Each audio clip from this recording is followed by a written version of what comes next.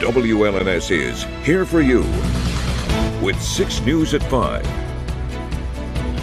The entire city of Jackson is under a boil water advisory at least through the weekend, and it is our top story today at 5. Thank you for joining us. I'm Sherry Jones. Now, this not only impacts water customers in the Jackson city limits, it also includes select properties in Summit, Blackman, and Leone townships as well. Officials say there was recently a malfunction at the water treatment plant that could cause bacteria in the water, and this triggered a mandatory advisory from the state of Michigan. Tests of the water supply have not shown any bacteria, but just as a precaution, residents are advised to boil tap water for 1 minute before using it. Boiling kills any potential bacteria. The city of Jackson issued a boil water advisory this afternoon, and that is just for our water customers. So if you get water from the city of Jackson, you're under this advisory. If you don't know where your water comes from, you can go on the city website, and we have a service area that shows where our water customers are.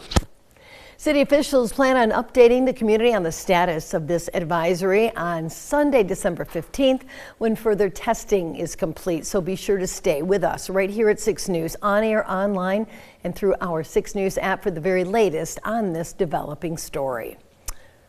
Also in Jackson, officers found a loaded pistol in a car while they were conducting a traffic stop on December 10th. The driver was arrested after police found out that he was in violation of his parole conditions. The pistol, which had been reported stolen out of Flint, was found during a search of the vehicle. The driver was charged with multiple felonies related to possessing a firearm and violating their parole. In Meridian Township, police say one of their officers, 38-year-old Alexander Stachura, was fired after he was charged with multiple felonies. It's a story that we broke this morning on WLNS.com. Stachura is charged with 3 counts of possessing child sexually abusive material and 3 counts of using a computer to commit a crime. Officials say the former officer was placed on paid leave in October when the Michigan State Police informed the department that they were criminally investigating him. Then Stachura was fired after he was arrested on Monday. Be sure to stay with 6 News. We'll have more on this developing story, including how the information that led to the charges came to light. That's coming up on 6 News at 6. President-elect Donald Trump heads to Maryland this weekend for the Army-Navy football game, where he'll be joined by key players in his incoming administration. Erica Brown is here for you with the latest on the Trump transition.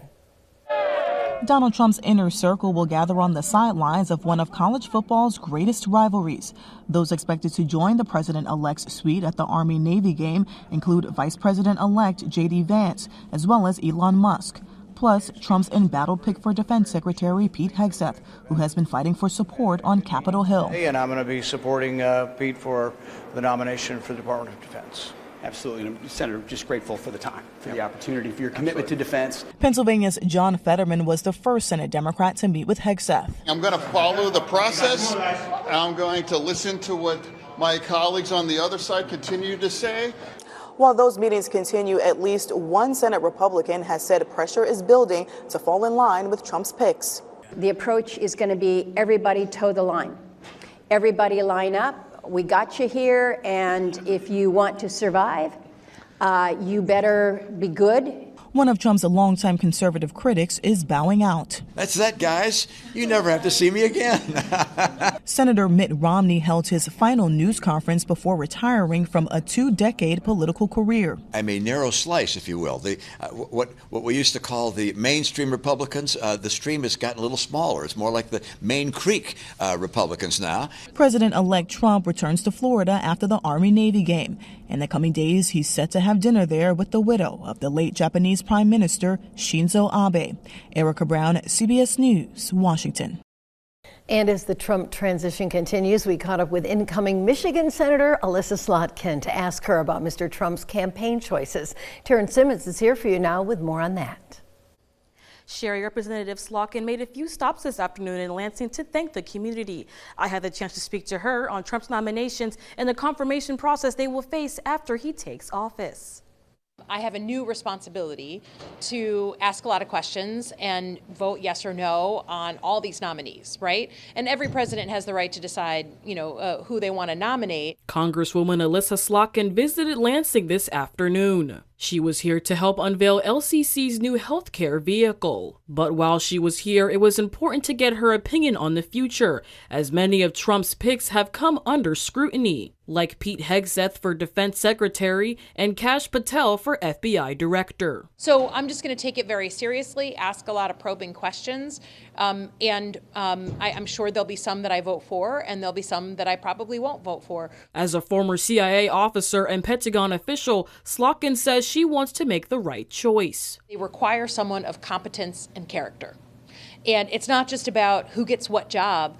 It's about keeping American citizens safe. Protecting American citizens is what Slotkin wants the nominees to focus on while working under the new incoming president. And if you have the wrong person in these very important security jobs, you're at risk of, literally something happening to American citizens, either home or abroad. Slotkin says the only thing that matters is their character and work ethic.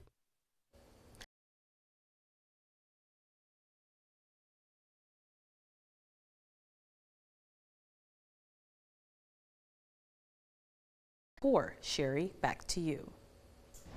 Thank you, Taryn. At Michigan State University today, thousands of Spartans will be getting their degrees as the university holds its fall semester commencement ceremonies today and tomorrow. From bachelor's to PhDs, about 4,000 students are expected to receive their various degrees.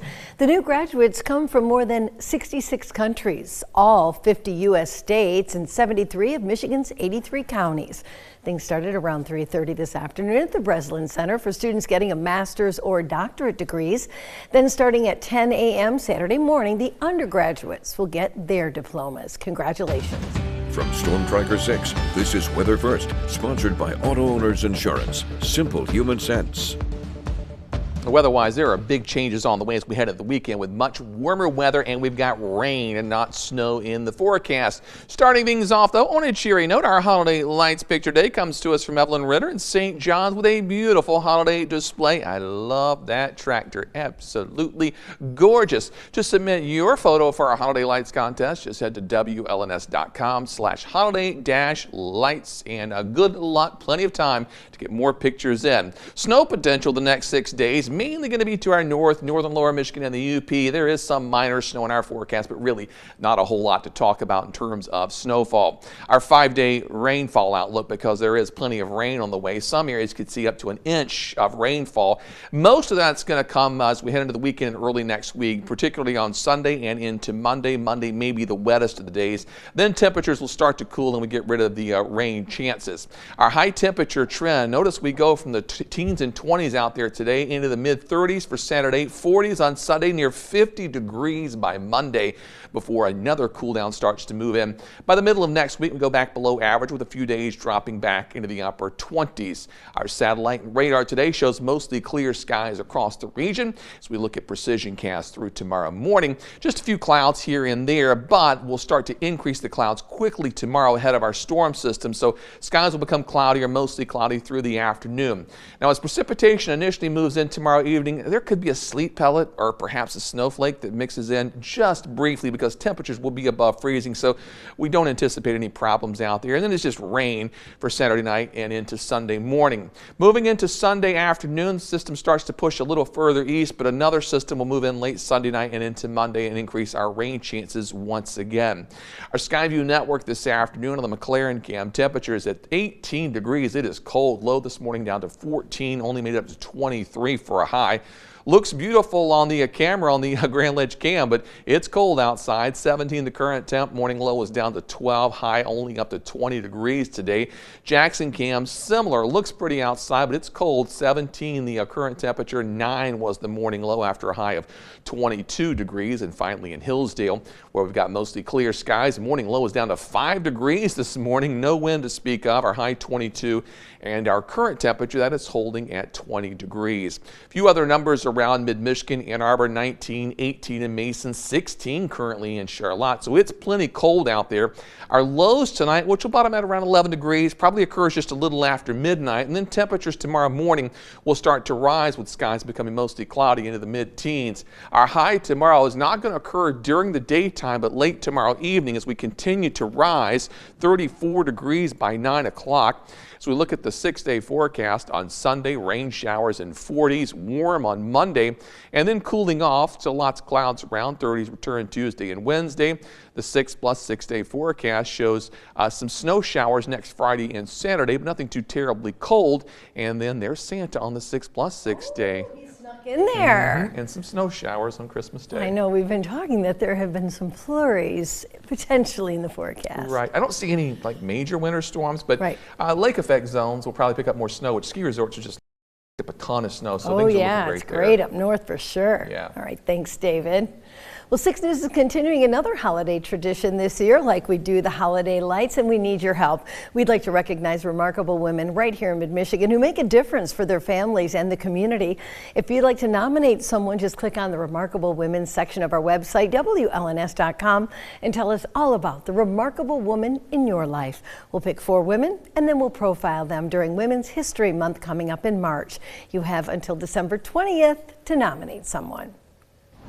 I'm Trevor Shirley in Washington. A bipartisan piece of legislation aimed at protecting kids online is facing an uphill battle making it through Congress. I'll explain why coming up just ahead. All right, that story's next. Keep it right here. 6 News at 5 will be back. Enjoy the sunset.